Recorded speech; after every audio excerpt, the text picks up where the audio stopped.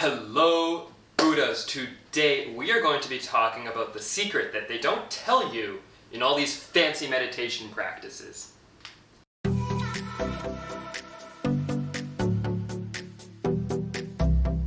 Now, you might be wondering, Buddha Billionaire guy, I left some comments, I subscribed to your channel, I hit that bell notification, I even hit the like button, but I don't believe that there's this magical secret to manifestation or even meditation. Now, let me put your mind at ease. There isn't. There isn't really any one specific secret that everyone's holding from you.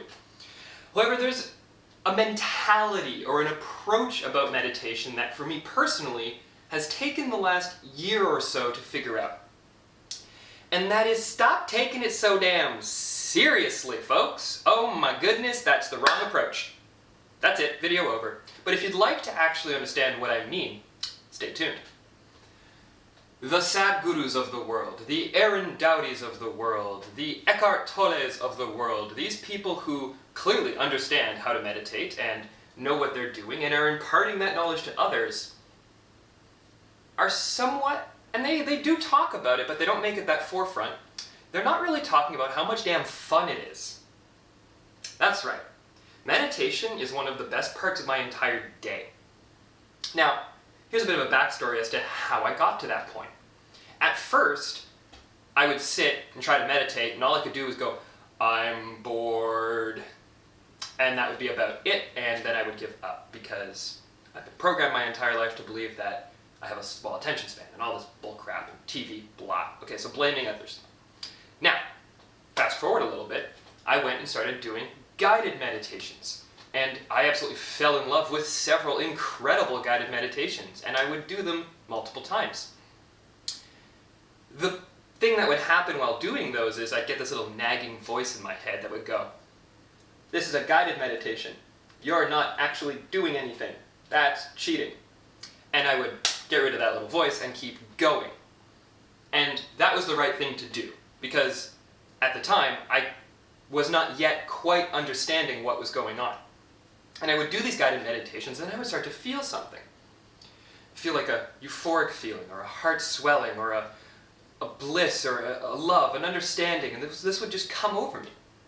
And then I thought to myself, well, hang on, I'm loving these guided meditations, and I still do guided meditations.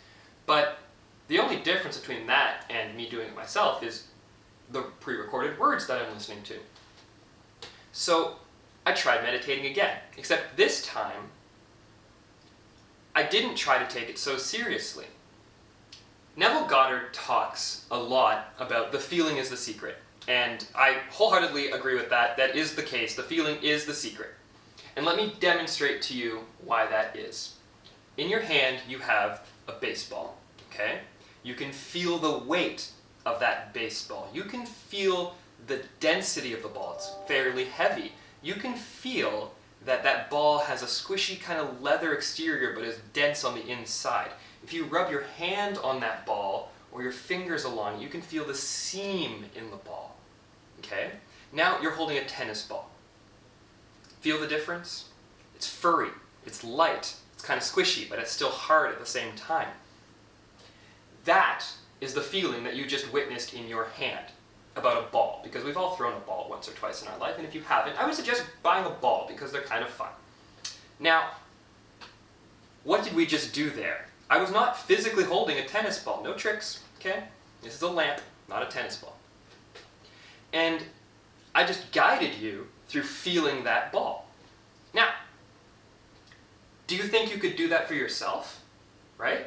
Do you think that you could, in your hands, close your eyes, and imagine holding a tennis ball, or any other ball, or any object in the entire world that you've held before, something that you have a tactile understanding of. Okay, I can feel this book in my hands, so I could then know, okay, if I hold my hands, I could feel as if there was a book.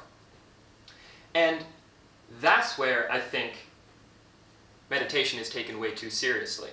Because for me, what I've started to do and develop is I have really started to embrace the idea of enjoying my meditation.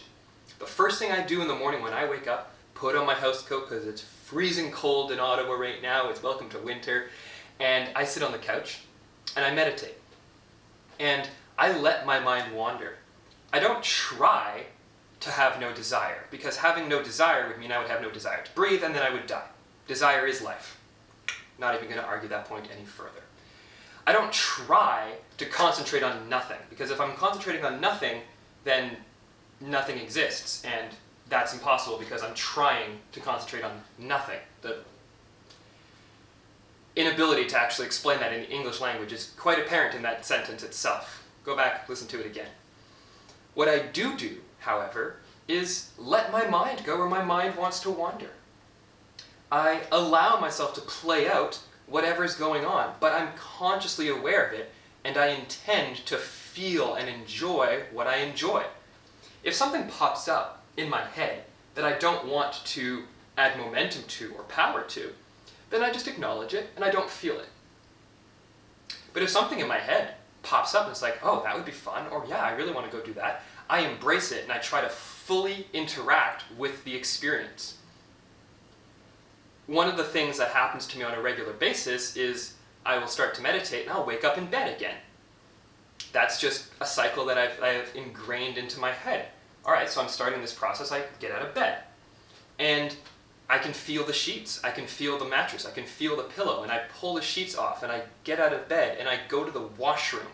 You do the little mundane things in this visualization process, and what I have found has happened is I forget that I'm meditating. Now, before you freak out, no, I'm not peeing the bed or anything like that. Like, your body is actually really damn smart. You don't have to worry about that, or at least I don't, so you've been warned. But it's really, really, really satisfying because you forget. That's the real crux here. That's the real situation. You forget that you are sitting on a couch meditating, and you believe that you are getting out of bed again and going about your business. And what's so cool and powerful about this is that different things will start to pop into your head that don't necessarily make sense from a reality perspective, right? If I end up just talking to someone who's here, I live alone, but someone could pop up and I can have a conversation with them. I know that this is all going on in my head to a certain degree, or my head is receiving it, not 100% sure which one's which, but it is real, and it allows you to interact and have these conversations with yourself, essentially. You're just chilling in your own head. And when I do this, an hour can go by like that, and I've completely lost track of time. My alarm goes off, and it's like, hey, you've got to go get ready for work. And I feel absolutely fantastic.